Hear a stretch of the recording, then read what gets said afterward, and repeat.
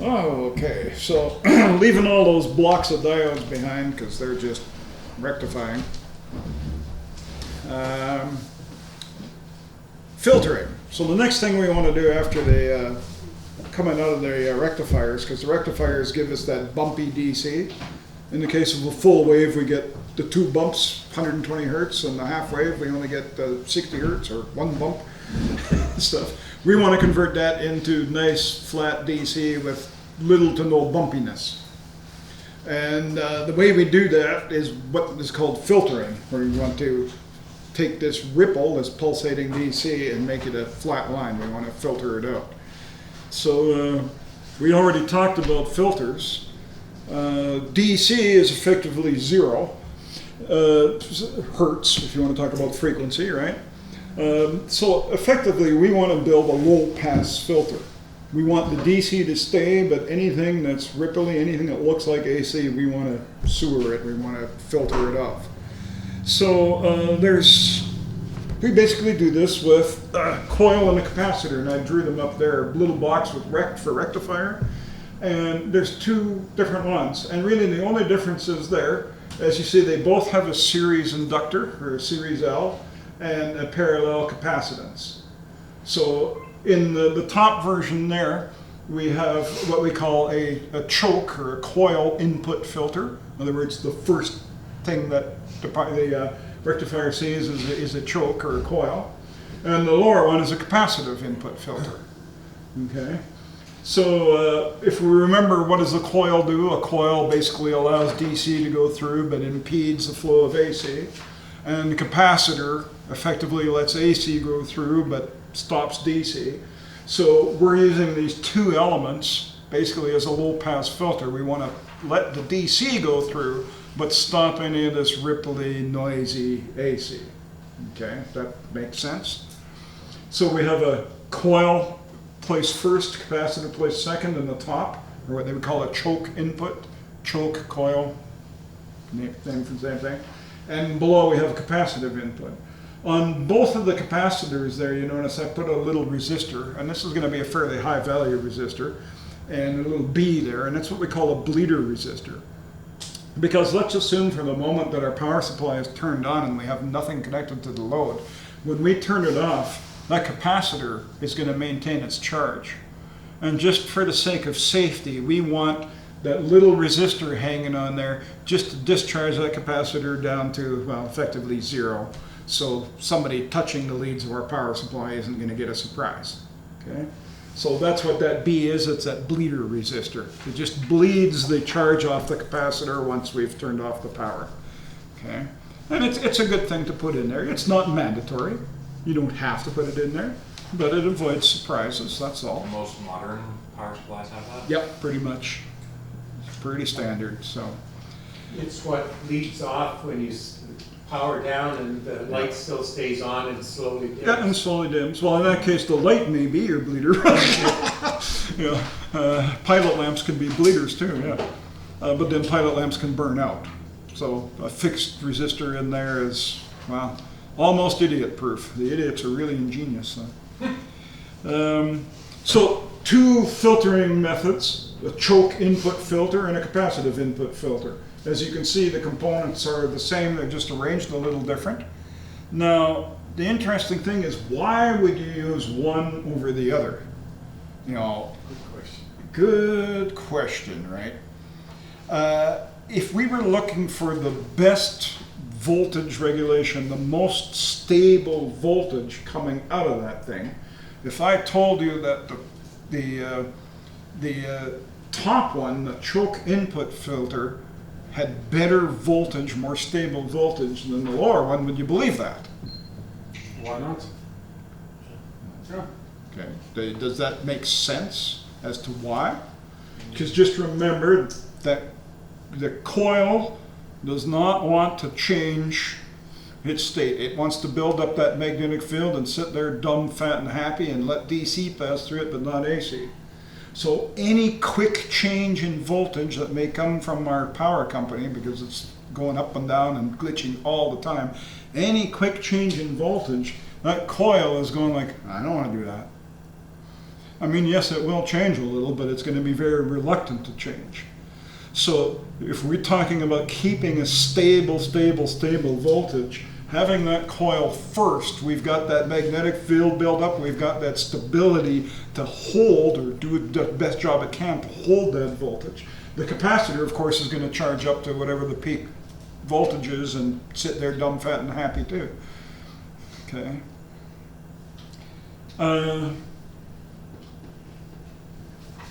Looking at the bottom one,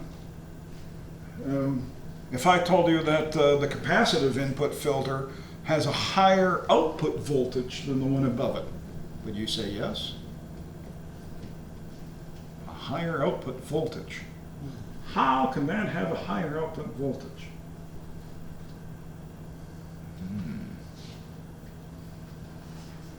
To the,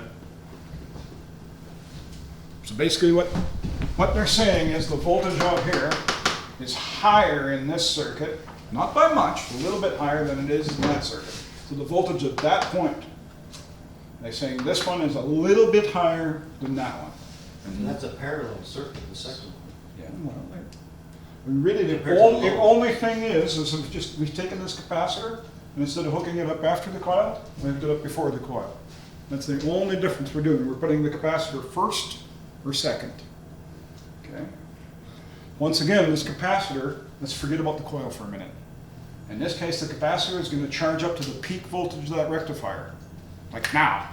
Right? You know, it's going to do it quickly because these rectifiers can deliver lots of current in a very short time. This capacitor is going to charge right up to VP, and that VP is going to sit there and energize this coil, and out you go.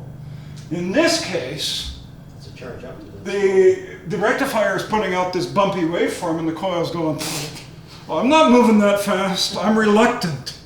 Okay? So this is actually never going to get up to the true VP of the rectifier because the coil is going, I'm not changing, I'm not changing, I'm not changing 120 times a second. He's going, I'm not changing, I'm not changing. So the voltage here is going to be a little bit lower because of the reluctance of the coil. Okay? So this gives you a more stable voltage output, okay, but a little less voltage output, and not much, like not even 1 volt, maybe half a volt, something like that. This gives you a little higher output voltage, but not quite as stable. Whoop-de-doo, right? Okay. What does the bleeder resistor do? Discharges the capacitor when the power is removed, right? I mean, if you leave a load connected to the power supply, turn off the power, well, the load is going to drain it down, but let's assume that you've unhooked the power supply and you're moving it, turn it off, the bleeder will just discharge the capacitor. Okay, capacitors. We talked about them earlier, but capacitors also have ratings. They have capacity in farads, but they have another rating in voltage handling. Okay, so the capacitor voltage handling have to be what? Well, in the case of, well, let's pick the bottom one. We said that we're going to go up to the peak voltage of the rectifier, right? So once again, the DC voltage handling capacity of that capacitor has to be the peak voltage of a rectifier, not the RMS. Because assuming that there's nothing hooked up behind that, that capacitor is going to go right up to VP and sit there dumb, fat, and happy. So if this is a 13.8 volt power supply and you used a 14 volt cap, guess what? You're asking for it. You're running that thing on the bleeding edge. So you can use, say, a 25 volt cap and you'll never have a problem, right? So it's just something to keep in mind that it's going to charge at the peak. Okay.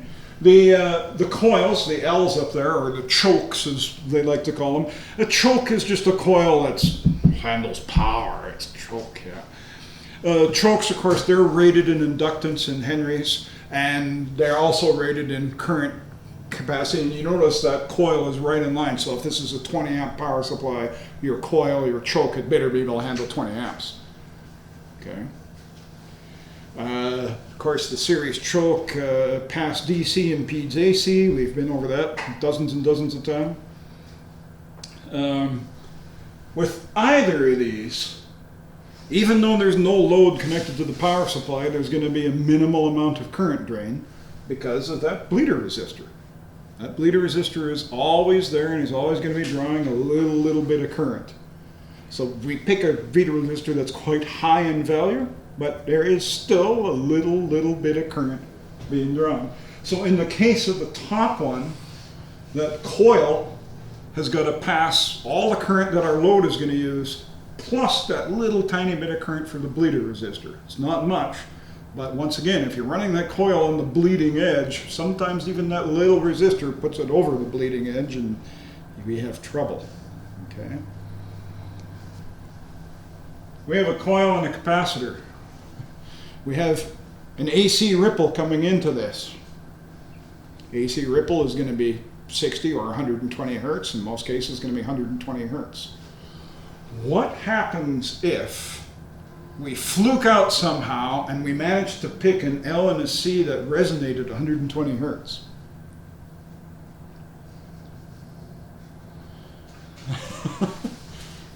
This gets interesting now. Okay, this is what, you know, a tank circuit or a tune circuit. And what happens is when they're resonant, they're going to start transferring energy back and forth. You know, the capacitor acts as a pump and the coil acts as a reservoir and vice versa. And when you get resonant frequencies, your voltages can as much as double, triple, go 4 times as high. Okay, so if you accidentally get those things resonating at 120 hertz, the actual voltages generated on that capacitor can easily double, triple, even 4 times. So now we start looking at things like the voltage rating of the capacitors, the PIV rating of the rectifier, remember that? All of a sudden that rectifier doesn't have VP sitting on there anymore, it's got double, triple VP. Okay, so got to be careful when you're picking the cap and the C. Stay away from 120 hertz. It's a simple formula to plug in 1/2 pi root LC to figure out what the frequency of resonance is. You want to stay away from 120 hertz because it's not a good thing. Yeah, that's about all there's to say about filtering. So it's just basically a coil and a cap. A lot of people, home brewers, don't use a coil. Just use a big cap, or maybe 2 big caps in parallel. Coils are heavy, coils are expensive. So you'll see a lot of designs that are just a single capacitor filter, or maybe 2 capacitors in parallel. Is that a good idea? So, no, that's okay. So it's just not the Industry Canada way. Before we go on to regulation, I'm not going to draw this. We're going to look at page 3-11, and it's a circuit called the voltage multiplier. And what this is say we're building a power supply for an old tube radio, and we need, say, a 400 volt B+. So we need 400 volts DC out of this thing, but we can't find a transformer that puts out 400 volts. Maybe we can find a transformer that puts out 250 volts.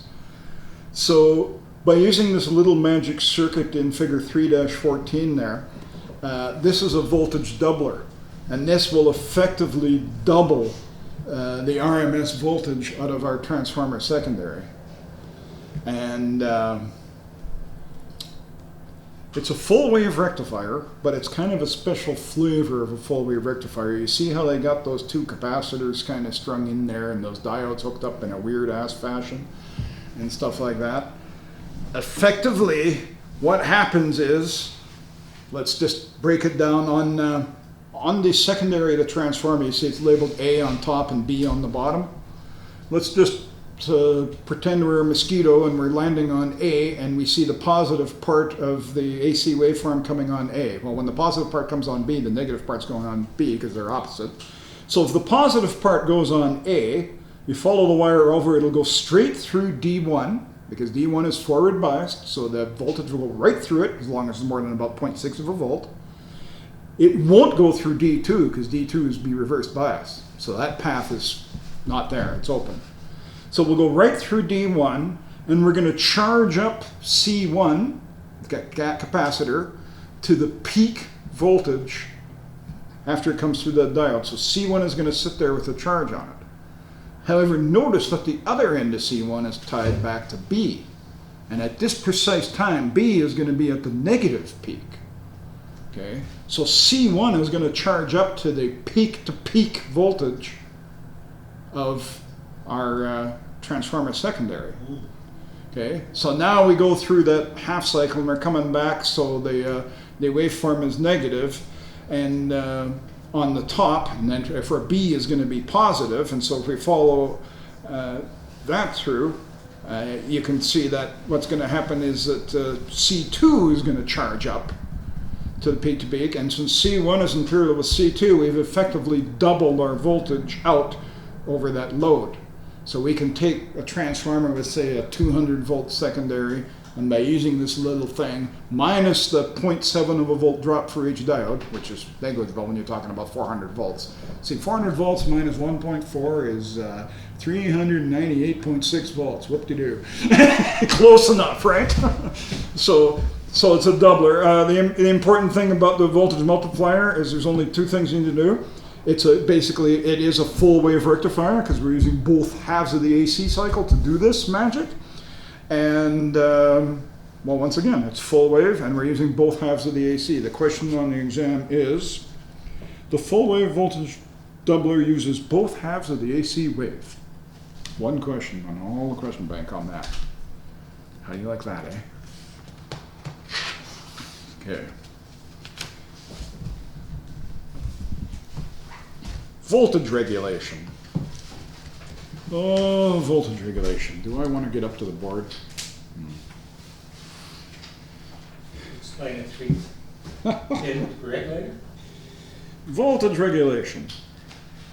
Okay, so the output of our filter circuit, whether it be the L or the C, goes into a voltage regulator. So now we've come into our power supply, we've dealt with the input, we've put fuses and power switches and pilot lamps in there, we've dealt with the transformation, we've dealt with the rectifying, we've dealt with the filtering. We now have a pretty darn good looking DC, but the voltage is still going to go up and down as the power line sags, and as we draw more current, it's going to sag a little bit. If we don't draw current, it's going to rise a little bit.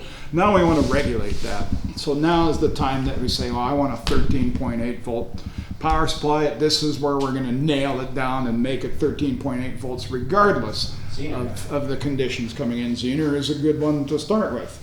So the output of our filter and connects to the voltage regulator.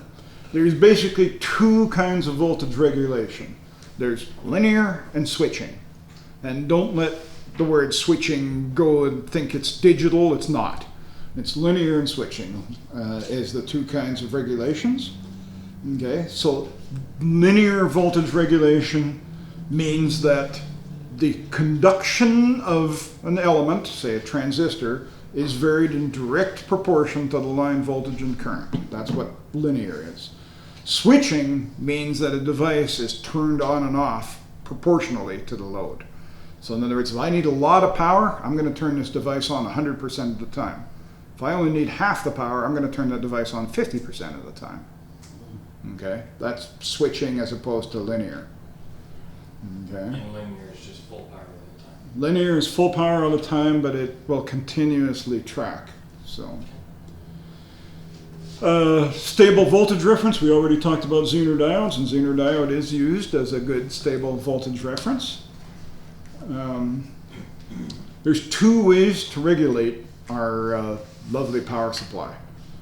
We can put a regulator in series with the output. In other words, our power passes through the regulator, which means this regulator has to be capable of handling the full current capacity of our power supply before it goes on to the load.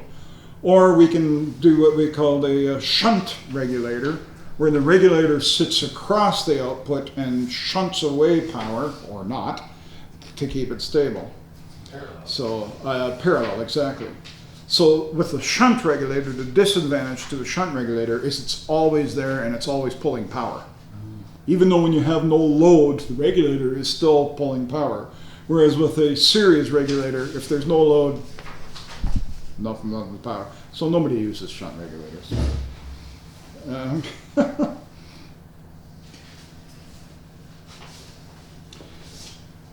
So I'm going to just do a quick, well, actually I might find a picture in the book.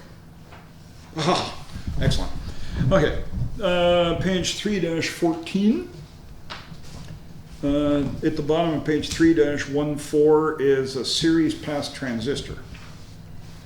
So here we have, looking at that little schematic diagram, they have an NPN transistor with a Zener diode tied to the base. Makes sense? So if we want a 13.8 volt power supply, that Zener diode is going to be what reverse breakdown voltage? 1.414. We want this power supply to put out 13.8 volts. So what if I told you the Zener diode needs to be about 13.2 volts? Why? Because remember, the emitter to base junction in that transistor is like a diode. So it takes 0.6 of a volt just to turn that transistor on. Okay? So if you want the regulated output, if you want that terminal to be 13.8, okay, you need 0.6 to turn that on. So there's 0.6 there. So you're going to make up the rest of that 13.8 with the Zener diode. So the Zener diode is going to be 13.2 volts. And notice they ran a resistor from the unregulated input down to the base. That resistor is providing the reverse turn on for that diode. The resistor is going to be picked in such a way that the diode is reverse biased and turned on. It's giving us our solid 13.2 volts. Okay? But the resistor is big enough that we're not going to disseminate too much power and burn the thing up. Okay? So it's carefully chosen to do that. Okay? So the voltage across that Zener diode plus the 0.6 of a volt drop between the base and the emitter is going to give us a regulated output of what we want. That transistor has to be capable of delivering the full current load of our power supply. So if we have a 20 amp power supply, this is going to be a big, buck-sized transistor to be able to handle 20 amps. And remember, if it's rated at 20 amps, it's rated at 20 amps at 25 degrees C. If it warms up above 25 degrees C, it won't be able to take 20 amps anymore. You'll have to derate it. So that means either you use a heavier transistor, or maybe you use 2 transistors in parallel, effectively doubling your current output. So it's all things to keep in mind. So, little capacitor across that Zener diode. You see that little capacitor down there? They didn't even really label it or anything, but they put a little capacitor there. Okay. Zener diodes are notoriously noisy. They make really good noise sources. Especially when they switch on. They will put noise right up into the 70 centimeter band. So that little capacitor is it's a filter. High pass, low pass? High pass. I'm sorry. Yep. Any high frequencies are going to go right through the capacitor to ground and be gone. Yeah. So the DC, because all we want is DC to turn on that diode, but to reverse bias that diode. The DC we want to leave there, but any high frequency components we want to sewer to ground. So that's all it's there for, is to get rid of any noise. If you want a really good noise source, just take a Zener diode like that and hook it up to the antenna connector of your HF rig, and you'll get S9 noise right across all bands. They're very noisy little devices. So a little cap like that just sewers all that, because all we care about is the DC. We don't want any of that noisy AC.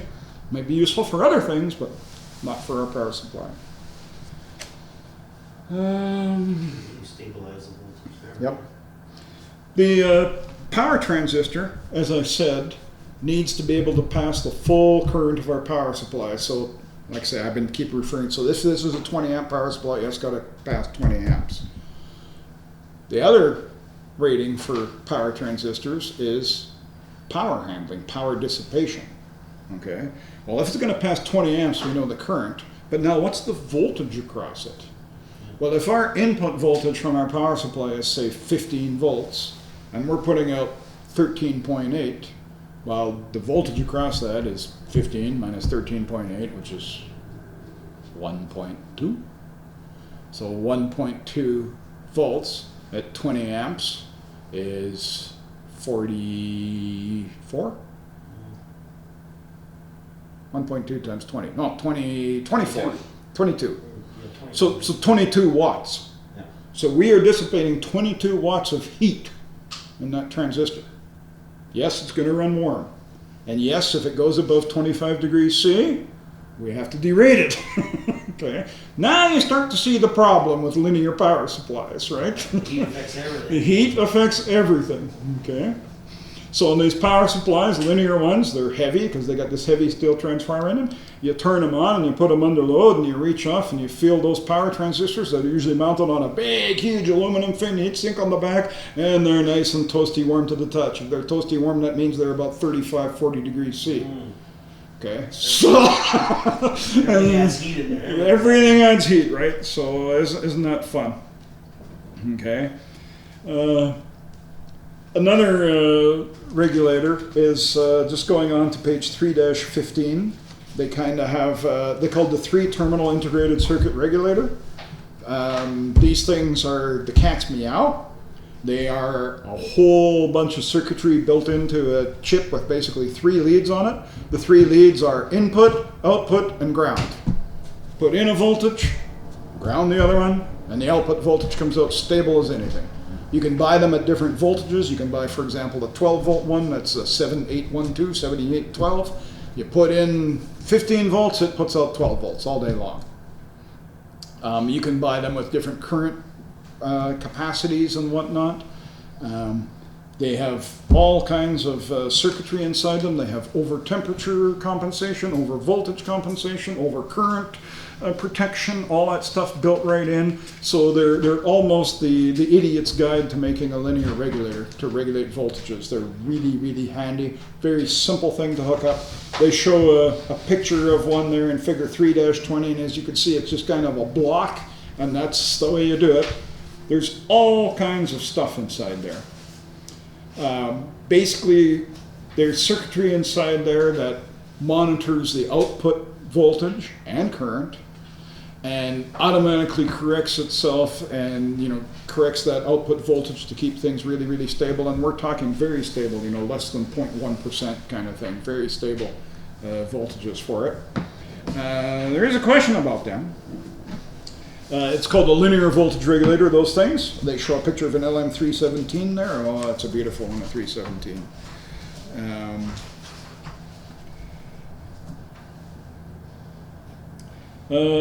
In the, the third paragraph there on page 3-15, it says the unregulated DC from the filter capacitor is fed into the regulator and the regulated DC comes out the other end. It says the regulator essentially monitors the output of the load via a feedback connection to an error amplifier. All that stuff is good because they ask about remote sensing in a linear voltage regulator is achieved by feedback to an error amplifier. Yeah, believe it or not. Some of the components inside there. It's got short circuit protection, automatic thermal shutdown if it gets too hot. It's got an internal temperature compensated voltage reference, error amplifier, control circuits, sensing resistors, path transistors, and even current limiting in some devices, all in this one 3-terminal device. Why go through and reinvent the wheel when you can go pay 17 cents for one of these? And that's about what they are. 17 cents. Yeah. They're very inexpensive, so and make life really, really easily. So some of the components in there, that was near the end of the very first paragraph on 315, where it says included in this package is short circuit protection, automatic thermal shutdown, all that kind of stuff. That's one of the many questions on the exam about 3-terminal regulators. What kind of component is made up of a voltage reference, an error amplifier, sensing resistors, sensing transistors, and path elements? And the answer is a 3-terminal voltage regulator. That's the kind of questions we're looking at. If you're going to buy one of these regulators, there's some specs to look out for. Obviously, the output voltage is the most important thing. If you're building a 13.8 volt power supply, well, you want one that puts out roughly 13.8 volts. However, there is other specs. There is power dissipation. Once again, these things can only handle so much power. So you've got to take a look at that. Some of them need a fairly high minimum input voltage. So if you're building a 13.8 volt power supply, you may need to put like 18 volts into one of these things.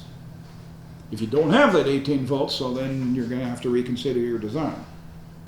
Now, that being said, all the manufacturers have answered that call, and they make something called low voltage cutout regulators, or LVC regulators. Same package, but it only needs like 1.8 volt higher than what you're putting out. So if you're putting out 13.8, you can put 15, 14 point something volts in and it'll work fine. Doesn't need much. So the best regulation, if you're looking at how much does it vary voltage, the point in the power supply in this whole block diagram where the regulation is best is at the input pin to the error amplifier in that regulator, which happens to be the output pin in the regulator. Remember, the regulators, they got 3 pins, in, out, and ground. So that output pin, that's the point where the regulator is looking at the voltage and going, is it 13.8? Is it 13.8? Is it 13.8? Okay, that's the point where your voltage is going to be the most tightly super duper regulated. Okay. Notice back in figure 320 there on page 315 that there's a diode hooked up across the regulator, kind of bass backwards. So, what the heck? Why would you want to put that diode in there? Or what the heck does that mean? Foolproof. So, it's really odd. Why would you want a diode in there like that? When the power supply is turned on and working, that unregulated input voltage is going to be higher than the regulated voltage, so that diode is going to be sitting there doing nothing. It's reverse biased. Okay. But what happens if Mr. Ham Radio says, oh, my batteries are low, I can use my power supply to charge up my batteries? So he goes and he connects his power supply leads to his battery, power supply's on, charges the battery fine, in the middle of the night the AC fails. Now we've got a battery capable of feeding voltage backwards into your power supply. That little regulator, I guarantee you, will last about 1 microsecond with battery reverse going on it. So that diode is simply a reverse polarity protection diode. In the event that for some reason the input power fails and you still have DC on the output, and that could just simply be a capacitor that's charged up on the output. It doesn't have to be a battery. It has to be something that can backfeed DC into your power supply. That diode is saving the voltage regulator from reverse thing. It's a rare occurrence, but I've seen lots of people charge their cordless drill packs with their power supplies and never think twice about it. So it's just, you always have to think of what can possibly happen. What can go wrong? That's if you can do the what can go wrong thing, you'll have a pretty well built power supply.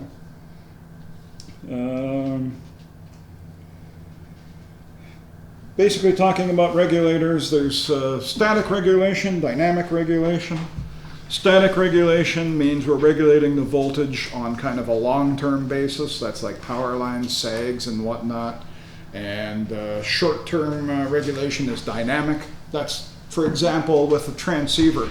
When you're sitting there and you're receiving, it doesn't matter if you're talking to HF or VHF, UHF, if you're receiving, your receiver is consuming not much power, probably less than 1 amp.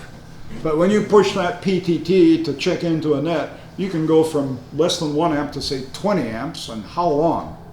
It's milliseconds, doesn't take long. So all of a sudden that power supply is going from delivering this little trickle of current to 20 amps now. Okay, that's called dynamic regulation. In other words, that to react really fast to that. It sees a voltage sag, well, it's going to pump current in there to make up for that sag. That's dynamic regulation.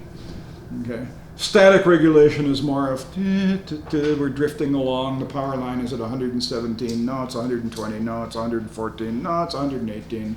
And it sags along depending on stuff. So dynamic regulation, if you do have segs when you put your PTT and you notice that the power supply voltage drops a lot, you can increase the size of your capacitor. Remember, the capacitor is like a reservoir. Almost think of it as a battery. It's not really a battery because there's no chemical process in there doing stuff, but it's a reservoir, a storage container of charge. So if you increase the size of that capacitor, when you do have that hit, that capacitor can now dump more current, because it has the capacity of storing more, into the load and make life reasonably easy. Right? Left. So, is this going to work? You just hold it down? I think it works. Is it working? It's working. Whoa, I hear it. Whoa, look at this. Look at this. This is going to be good. Oh, look at there. Hey, that works. Okay, so our intrepid ham radio operator said, oh, these linear power supplies are pretty easy things to build. So he went out and scrounged through flea markets and scrounged through junk boxes and went over to the neighbor's place and stole parts, and he came out with this power supply. And yes, it's in the papers that I gave you there, this picture, so you don't have to write it down or anything. So, problem is he didn't follow too many rules. So there's at least 5 things wrong with this power supply. So of all the stuff we talked about, right from the input, the AC cord, right through to the load, what are we doing here? Fuse is wrong. Yeah. Okay, so fuse is wrong. Well, notice he put a 20 amp fuse over here after the transformer. Okay, so you know rule number 1 is fuses are in the wrong place. The fuse on the output, may or may not be okay, but the fuse on the input, definitely not. You know, one of the first things that should be in that AC power cord is the fuse, because you just don't know what's going to go wrong. Okay, what's number 2?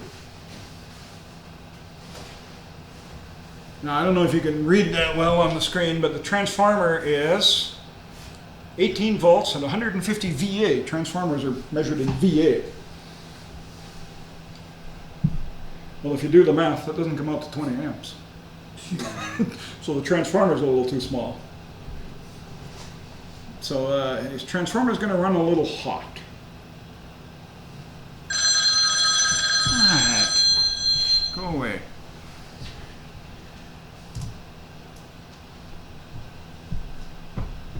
See the next problem? The PIV of his bridge rectifier is 50 volts.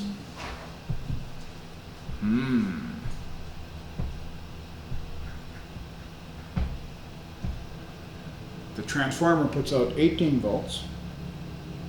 So what's the peak voltage of 18 volts RMS? Times 2. Remember? Got to do that times 2 thing to get the PIV of the rectifier. 36.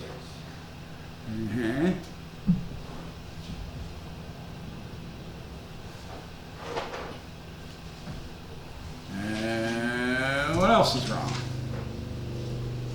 Oh, jeez. He forgot to do his calculations. He got 3 capacitors, 2200 microfarads each, so that's 3 times 22 is 6600 microfarads and 0.27 millihenries. Guess what the frequency of resonance is? Okay, so you know, it's all the stuff we've talked about, you know, how not to make a mistake. Okay. Capacitor voltages are only rated at 25 volts. Once again, remember the capacitor is going to charge up to the peak voltage. Yeah. Yeah, so the caps are rated too low. So that's at least 5. There's probably more problems, but 5 is good enough. So there you go, little study and stuff. And you do have the piece of paper with all that on it, hopefully in your kit there. I think you all found it. So, And that, I hope, is it for power supplies. Isn't it? Oh, yeah. Number 6. Bleeder resistor, that's optional.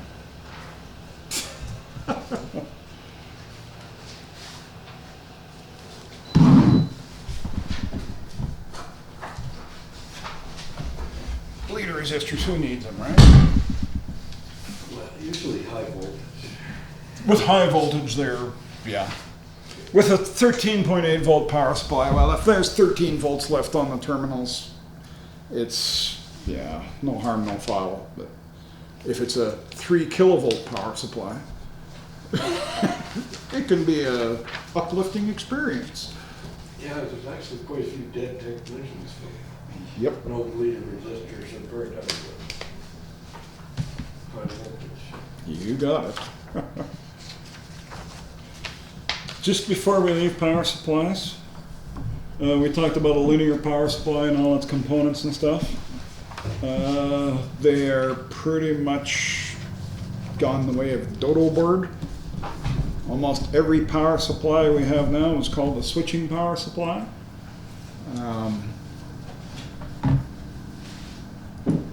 The switching power supplies are not computer controlled digital this, digital that.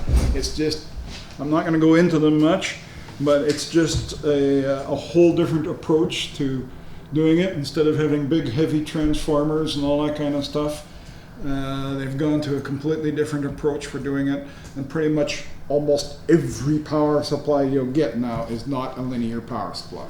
About the only place that linear power supplies are still prevailing is electronics workbench, electronics laboratory kind of stuff, what they call a bench power supply. A lot of them are still linear, and simply because switching power supplies are noisy. You can filter them very well and get the noise down to very low levels, but in a laboratory situation where even that much noise is too much, linear power supplies still rule. So you can still get them. They're expensive. They're basically meant as specialty test equipment. But for everything that we run nowadays, from your laptop power supplies to the appliances we use to our TVs to most of our ham radio stuff, it's all switching power supplies. And as long as they're well designed and well filtered, they work well. So, and I won't even bother going into how they work. If someday you want to learn how to work, we can have a sit down over coffee. They're nothing, they're not computer controlled gee whiz wonder things. They're actually reasonably easy to understand. But old linear power supplies, like we just talked about, are old and done.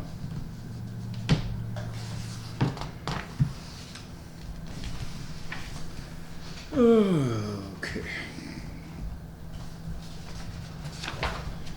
Next off, we can start for, oh yeah, this is working really good.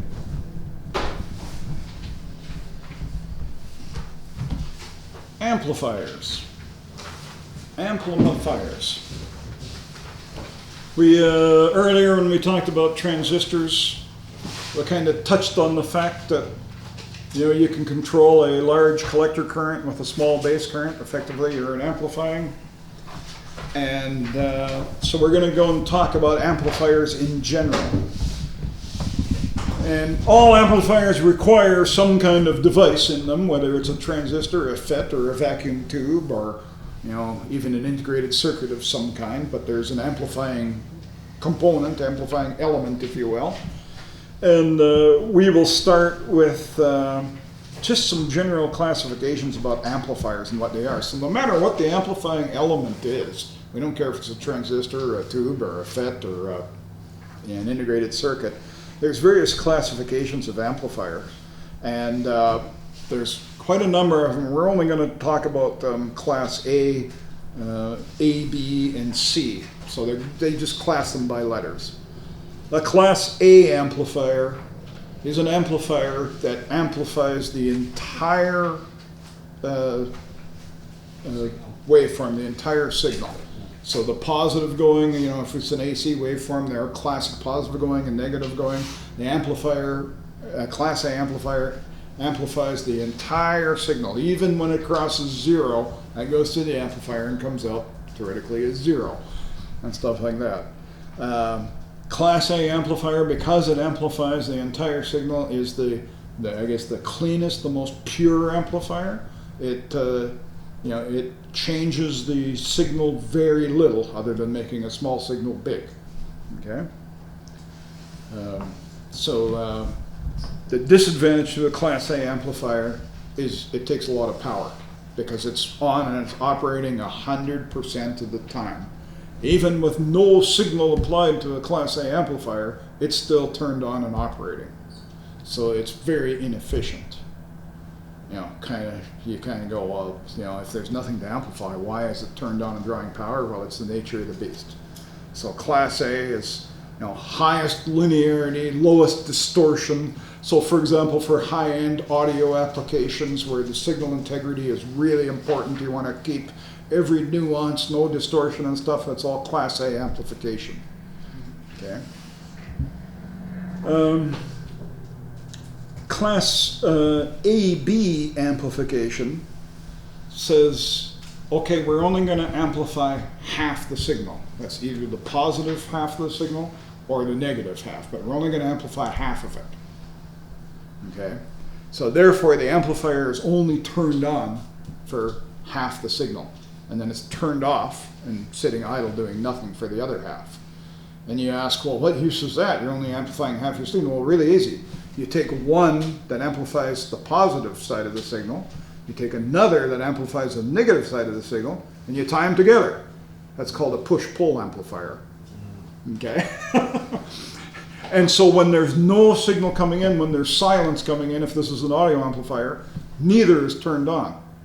Okay? But if there's a little bit of positive signal, the positive one will turn on and amplify. Likewise, if there's a little bit of negative signal, they will turn on an amplifier. And assuming those two amplifiers, those push-pull amplifiers, are well matched, it works really well.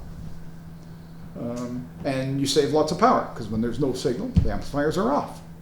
Okay, so it's much more efficient. So a Class AB amplifier only amplifies half, or 180 degrees, or half of the signal, either the positive or negative. And we can take two of them and match them closely and stick them in there, and they will do the full positive and negative with much more efficiency than a Class A amplifier. Now, the audio purists among us will tell you that, Class AB amplifiers suck because you can never perfectly match that positive and negative going. You can get very, very, very close, but they will never perfectly match.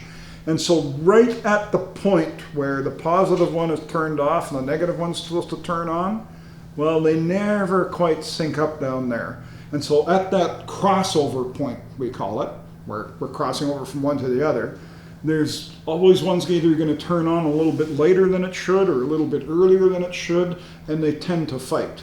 And that's called crossover distortion, where those amplifiers are switching between one another. Okay? And that crossover distortion is what all the audio purists point at and say, no, this is bad. This is bad. We don't like this. Okay? Is it audible to most people? Probably not. But some people claim that they can hear it like that. And I guess well-trained ears, if you know exactly what to listen for, they probably can hear it. I mean, I'm not one of the golden ear types. I don't claim I can hear crossover distortion of 0.01%, but some of these guys can. Okay, so the last amplifier class that we talk about is a Class C amplifier. And a Class C amplifier amplifies actually less than 1/2 of the waveform. So, for example, a Class C amplifier may simply be a single transistor. And you say, well, a single transistor can amplify a half a waveform. Well, no, it can't. Because you remember you need that 0.6 of a volt to turn on the base. So from 0 to 0.6 of a volt, it isn't doing anything. It's off. But from 0.6 of a volt up, then it's turned on and amplifying. And then when it turns off, it has to wait for the signal to come up to 0.6 again. So you're not doing the whole half the waveform. You're doing half the waveform minus this little turn-on voltage. That's a Class C amplifier. So the Class C amplifier only works on half the waveform. It's got the most distortion. It's the dirtiest, ugliest sounding thing you've ever seen. Because it doesn't even turn on when the waveform's there until the waveform gets above about 0.6 of a volt to turn it on. Okay. However, because of that, it's the most efficient. It doesn't draw any power at all until the signal gets up to at least 0.6 of a volt. It doesn't turn on and off if the signal's at the negative part of it. So what the heck use is a Class C amplifier? Why would you ever want to use one? Okay.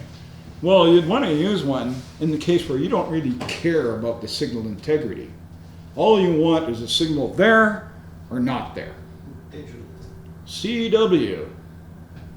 It's either there or it's not there. You don't care what that thing looks. You don't care if it's distorted to hell. You don't care. You just want it there or not there. So Class C amplifiers for CW and for things like FM, because FM uses frequency modulation. It doesn't care what the waveform. The waveform could be the ugliest thing. We don't care about the waveform. All we care about is its frequency. So things like FM and CW, they're great for RF amplifiers. Very efficient. Can put out lots of power and stuff like that because we don't care at that point.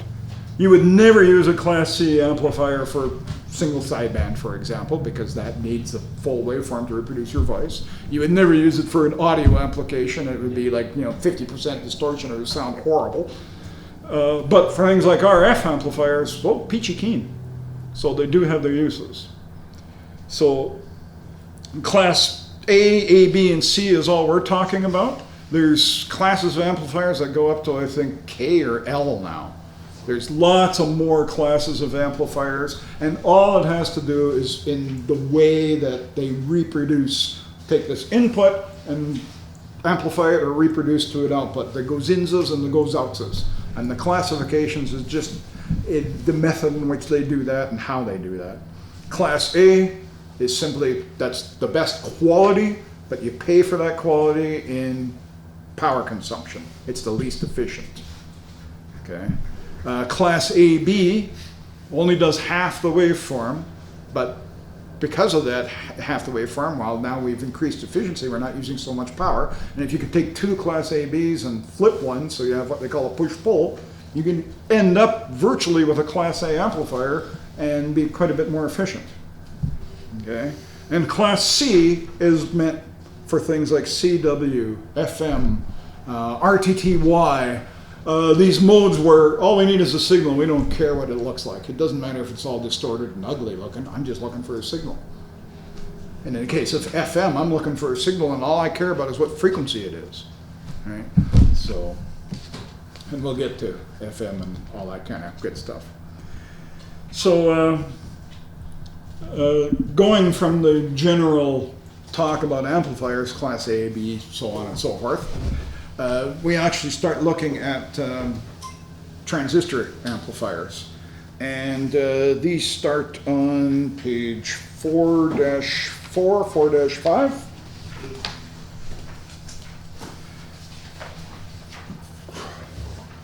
And there's, starting with, on the bottom of page 4-4, there's some nice schematic diagrams of a common emitter, a common collector, and a common base amplifier. And so in this case, we're using the bipolar transistor as our amplifying element, and we're hooking it up in different ways. Now, when it says common, it usually means that that element is tied to ground.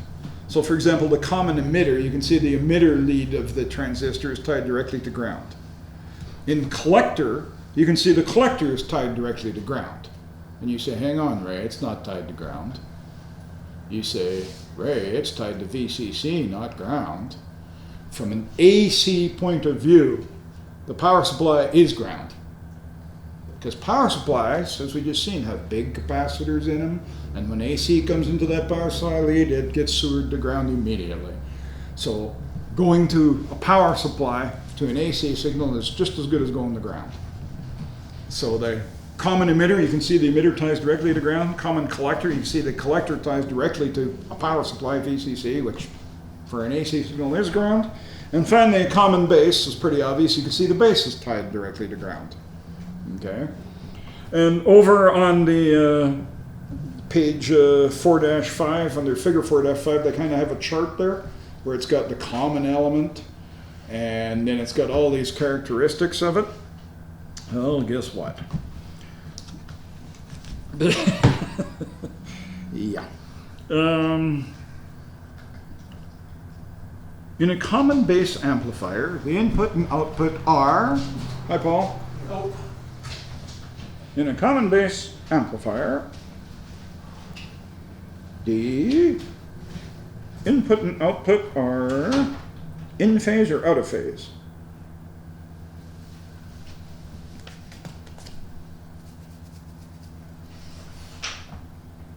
I'm looking for where it sees this. Sorry, I'm just pausing for a minute.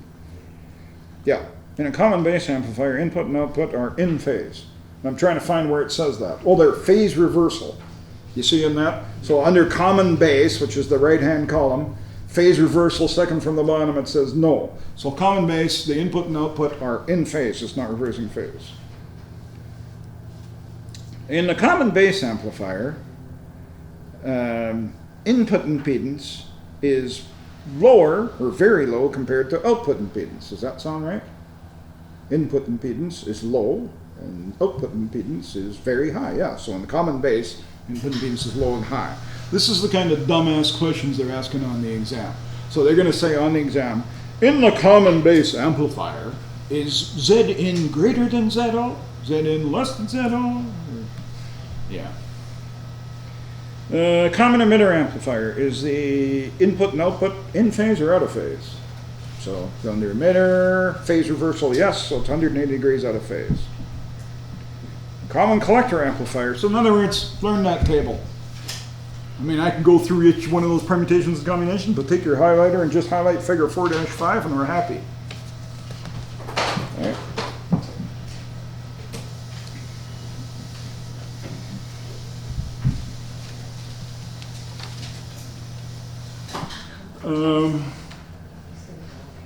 There is one question on the exam regarding, remember the Darlington pair, the two transistors humping? There is a question in amplifiers on Darlington pair, and there's no reference to it in the book that I can find. And basically the Darlington pair, of course, we talked about it gives you very high gain. That was an obvious thing because those betas just multiplied. It gives you a very high input impedance and a very low output impedance. And I looked, I couldn't find anything about Darlington transistor amplifiers in here. Maybe you guys can. But there was one question regarding Darlington transistor amplifiers, and the question was specifically, a Darlington pair audio frequency amp has high gain, high input impedance, and low output impedance. So, one question out of 400. here, okay, on page Did you find it? 4.8, 4-. third paragraph from the bottom. Third paragraph from above. Yeah. Darlington amplifier, common veil, true choice. Darlington pairs used for audio. The primary advantage are high gain, high input resistance, and low output resistance. Well, there you go. I found it. I need. Where's my highlighter? Damn it. Very nice.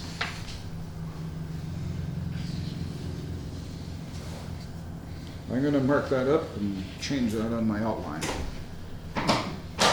So they did have them after all. Okay, so that's Sometimes hard to find the one line, Yeah. right? In a okay. 600-page So manual. 4-8. Thank you, Perry. No, that's great. It's just one more note I can add here, and then I can, next course I can point it out. So, we talked about transistors as amplifying components. We can also put FETs in instead of bipolar transistors. We can put FETs or FETs in, and so on the just hang on a second. Sorry, I'm looking here. Okay. Oh yes, for field effect transistors, about 3/4 of the way down on page 4-5, there's a thing there. So for field effect transistors, the configurations are identical, but the name changes.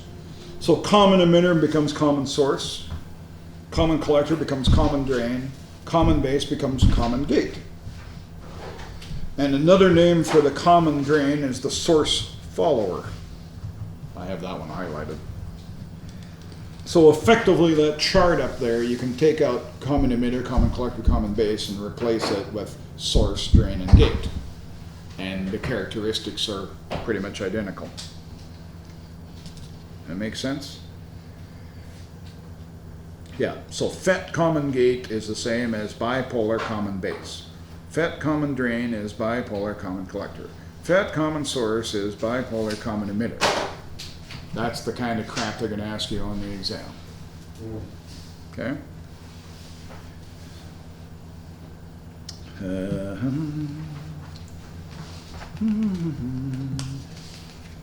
And for the book here, they go through the Class B and Class AB amplifiers, and that's beautiful. And something like that, and something like that, and something like that. And we're going to jump ahead a little bit to page 4-13.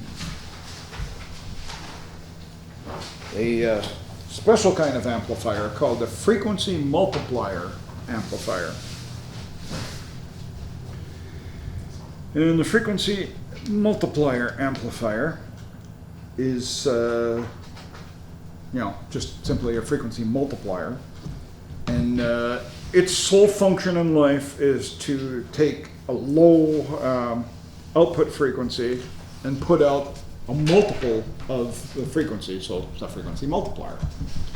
And to do this, so we can, for example, we can put 10 megahertz in and get 20, 30, a multiplier of that 10 megahertz out. So this is for frequency conversion, especially in RF stages where we may need an oscillator at 30 megahertz, but we only have a 10 megahertz unavailable. We can use a frequency multiplier circuit to multiply 3 times and bring it out. And so the little chart here on our little schematic on page 4-14 is a picture of a frequency multiplier. And we're just going to spend a bit of time looking at that little schematic and kind of pick it apart and go from there. So first off, we see at the very input there, it's labeled F1. And that F1 is our input frequency. So we'll call that our fundamental frequency. That may be coming from our 10 megahertz oscillator if that's the case.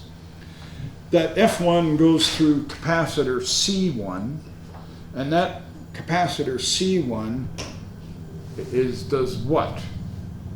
It basically, it lets the RF come in, the high frequencies go in, but any DC, any stuff on it, it's going to block. So we just simply call that a coupling capacitor. We're coupling the RF in, or it could be called a DC blocking capacitor. The correct answer on the exam is it's a DC blocker. Okay? I'm using their terminology, but it's a DC blocker, okay? Q1 is a bipolar transistor of some kind. We don't know. We just know it's an NPN transistor. And it is connected in a Class C amplifier configuration. And how do we know it's Class C? Well, because it's only going to turn on when the voltage on the gate gets above that magic 0.6 of a volt to turn it on. There's nothing else boosting the voltage on the base. So this thing is Class C. It's only going to turn on once that input voltage gets high enough, about 0.6 of a volt in the case of a silicon transistor. It will turn on, it will start conducting. And so if we're hitting it with, let's say, a 10 megahertz sine wave, it's going to go on, off, on, off, on, off, on, off. On the positive going part of the 10 megahertz, it will turn on for some short duration. On the negative going, or anything below about 0.6 volt, it's going to remain off. So it's going to give us a real ugly on, off, on, off, on, off, on, off at whatever our fundamental frequency is. What is RFC1? What the hell is that? Looks like some kind of a coil going to ground there. But why? Why do we want to coil? Well, we want the base of the transistor to stay at ground to keep it in Class C configuration. So DC-wise, we want to keep it tied to ground, right? So the RF, the AC, remember it's going to see that coil? The RF is not going to want to go through that coil because the coil blocks high frequencies, allows DC. So we're keeping the base of the transistor at a DC ground, so the only way that transistor is going to get turned on is when the RF coming into it is high enough to hit that 0.6, 0.7 of a volt to turn the transistor on. So the RFC, radio frequency choke, RFC, it's not letting the RF go to ground, but it's keeping the base of the transistor pegged to DC ground. We always got to remember DC and the RF, or the AC in this case, or we can treat them as two different things. So now we come up here and we look at this circuit of L1 and C2 on the collector of the transistor. The collector of the transistor, notice, goes into kind of the middle of a coil, L1. And across that coil, there's a capacitor, C2, okay? And if we made C2 a variable capacitor, which they didn't draw on their schematic, but if C2 was variable, by varying C2, the frequency of resonance between L1 and C2 will let us pick or tune what frequency we want to get out of this thing. So we can actually tune L1 and C2 to, say, 2 times the frequency, 3 times. We could probably go up to about 5 times the frequency quite safely with this little circuit, and it'll work. It'll work surprisingly well. Okay.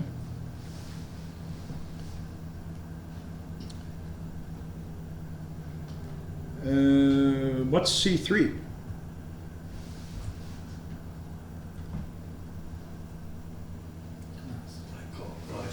Bypass? Okay. Yeah, bypass? RF bypass by some chance, maybe? Yeah. Okay, yes. That's called a power supply bypass. Let's go back to power supplies just for a second. We talked about power supplies have these big coils and these big capacitors in them for filtering that 120 hertz or that 60 hertz and getting down to DC. The problem with these big capacitors is when you hit them with RF, they're not really a capacitor anymore, they're an inductor, just because of the physical size and construction of them. So it's a really bad idea to put RF back into a power supply, because they don't like that. So a good rule of thumb is to try and block RF from getting into the power supply.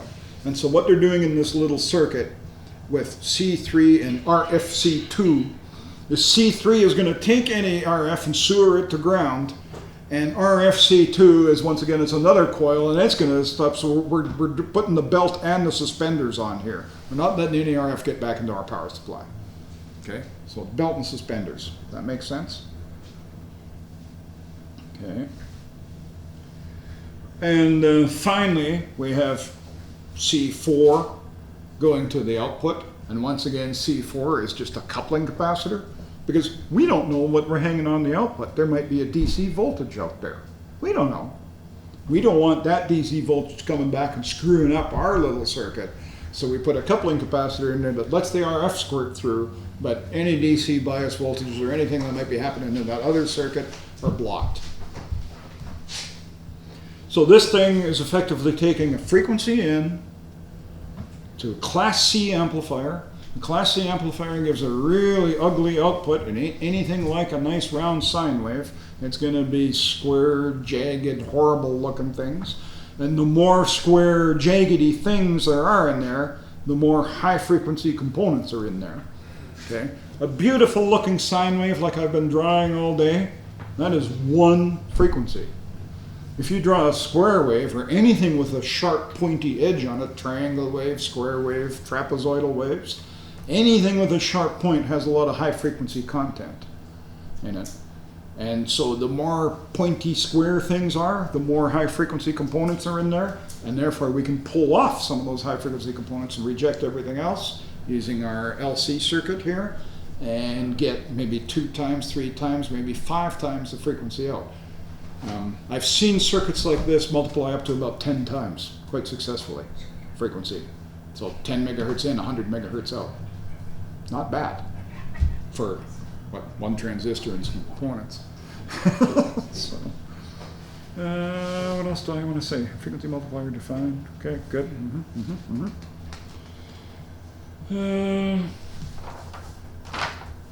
Okay, so before we call it a day, and we're almost ready to call it a day. Oh yeah, this is perfect. We will finish off with mixers. I already briefly talked about mixers when we were talking about dual gate FETs and that kind of stuff. Mixing, when it comes to RF, the term mixing kind of gets thrown around. And to get really technical about it, is when you mix two frequencies together, you're actually doing a mathematical multiplication of those two frequencies. Any frequency is just a sine wave. A sine wave is defined by a mathematical function, x equals sine y, something we don't care about that, right? But it's there. And if you get two of those and you multiply them together, the important thing to remember is not the math, but if you multiply two frequencies together, you get the same two frequencies out again. So if you put in 1 megahertz and 2 megahertz, you get 1 megahertz and 2 megahertz out again.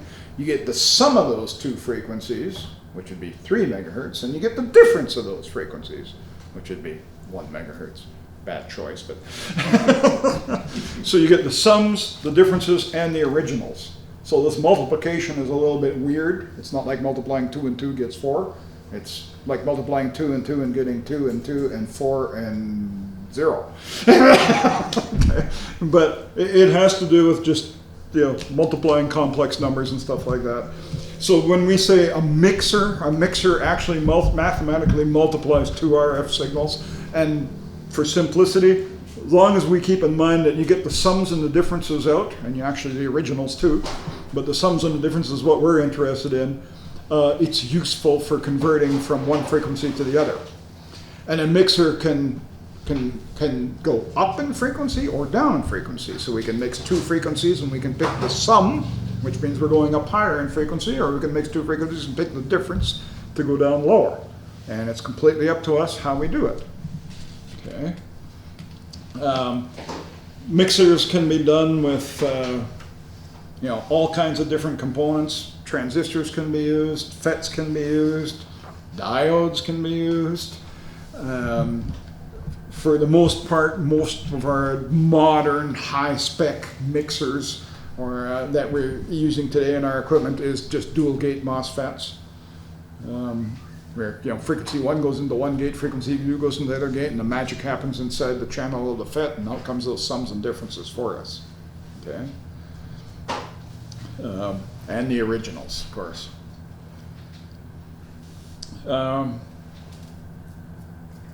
The thing is, mixers.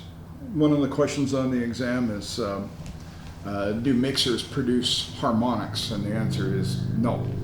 In other words, if we have a 10 megahertz signal that we're mixing with a 15 megahertz signal, you get the 10 and the 15 out, and then you get the sum of those two, which is 25, and you get the difference, which is 5 out. But there's no harmonics being produced like there is, say, in that awful Class C amplifier. Okay. A mixer is just a device. Could be a dual gate FET, could be a transistor, could be a diode, but it's just a device. And it's sitting there, and any two RF signals coming into it, it's going to multiply and put out the products. And that sounds fine and dandy until we get into real world situations where we have a desired signal and our receiver is tuned to it and it's coming in, but all of a sudden a strong signal on a nearby frequency also manages to come in to the receiver, and it's strong enough that it bypasses our filtering that we've tried to set up, our bandpass filters and all that. Well, this signal's strong enough that it's got past all that filtering and it's actually made it to the mixer stage. So now we have the internal oscillators, the frequency that we've done in the radio, the desired ones. We have the one that we want to listen to coming to this mixer, but now we maybe have a third or a fourth or a fifth or any number of frequencies coming into this mixer. These mixers are dumb. They will take this whole mess and give you sums and differences of all of them. Okay? And it gets really interesting. When mixers get overloaded that way with signals that are not desirable, okay, what happens is you can tune aggressive, say for example if it's an HF rig and it's getting a mixer overload, as you tune through you will hear carriers or stations all the way across the band at odd increments. It's really weird. It's like all these stations just appeared. And that's because your mixer is making so many of these different sums and differences products from so many different things that you will get repeating signals all across all the bands. It can really drive you nuts. Contaminated. Yeah. So when RF engineers are designing things like high-spec receivers and whatnot, the mixers they pay an awful lot of attention to, and they put an awful lot of filtering in, band pass filtering, high pass filtering, low pass filtering, power supply decoupling, all this. They're trying to do the absolute best, so the only two things going into that mixer are your oscillator and your desired receive signal, and you're trying to eliminate everything else. And that is a very difficult thing to do. Okay, you know, we're talking $20,000, $30,000 military grade receivers that, you know, have mixers that are almost bulletproof. Okay. It's a very difficult thing to do. And notice, we're not going to necessarily talk about the actual, you know, components used in the mixer. Most of the time it's a dual gate FET, but any non-linear junction is an RF mixer. Now when I say non-linear junction, that is, for example, a diode is a semiconductor junction that doesn't act in a linear fashion. Two dissimilar pieces of metal laying on top of each other is a mixer. That becomes a problem. Let's take and point a site like this where we have multiple VHF and UHF repeaters on that tower up there, and many of them can be transmitting at the same time. We now have strong RF signals, quite a number of RF signals, okay, in the air around us, fairly strong. All it takes is two pieces of scrap metal out in that scrapyard to be laying on one another, and they will actually create a mix. Those signals will hit that piece of metal, it's a nonlinear junction, and they will create sums and differences. So all of a sudden, we may be putting out 4 or 5 frequencies, but if we're putting out 4 frequencies, you can start doing the math. 4 frequencies, okay, well if you have 2 frequencies, you get the originals and the sum of the different backs. So 2 frequencies give you 4. Add another frequency to that. you don't get 4 now, you get 9. Add another frequency to that. Okay, it can get really wild really quickly. Okay, it grows just exponentially. Okay, and so at sites like this, if you go look at the towers, things like grounding is really important. Even the chain link fence around the compound, if you go over there, you'll notice that the people have actually welded cable to it and tied it into the ground, because even the weathered junctions between the chain links is a mixer. Okay, so these products are stuff like that. So communication sites, you know, towers and stuff, you know, people have learned about this and done this years ago, so they build all this stuff to spec, but it's stuff to remember. Like, you know, even the eaves troughs of people's houses I've seen create mixing products. It's crazy. So there's the desired part that we want to build into our radio, which is very difficult to do and do well. And there's the undesired part, which happens an awful lot. And so a lot of times you may hear, oh, there's some kind of weird frequency, some interference coming in on a repeater or something like that. A lot of time that can be a mixing product from a rusty barbed wire fence in the field next door. And to trace that down and to cure it is very difficult. Very difficult. There's been many a commercial service that have just given up and moved to a different site because they just have so many mixing problems at a site, so it's tough.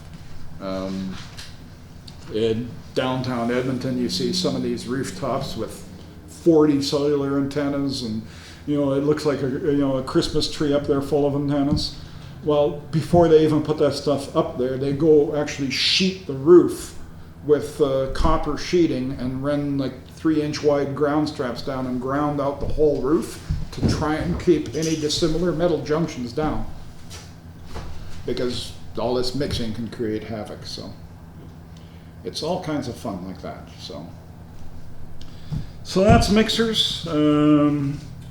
Yeah, what is mixing? We defined it. Mixing is basically multiplying two signals together to achieve the originals, the sums and the differences. Overloaded mixer in your radio basically means you're going to get spurious signals all over the band. You're going to hear stations at frequencies that should never been there, because your mixer is just producing so many products at so many different frequencies that it doesn't know it arcs from a hole in the ground. So, and I know I said we're going to be done at 5 o'clock, but this is a really good stopping point for me. Any questions? Any discussion? Anything like that? You want to get out of Dodge. Yeah, if you're going to get out of Dodge, get out of Dodge. Yeah. So tomorrow we get to start with some real electronics. We're going to start talking about operational amplifiers, feedback, all kinds of stuff like that.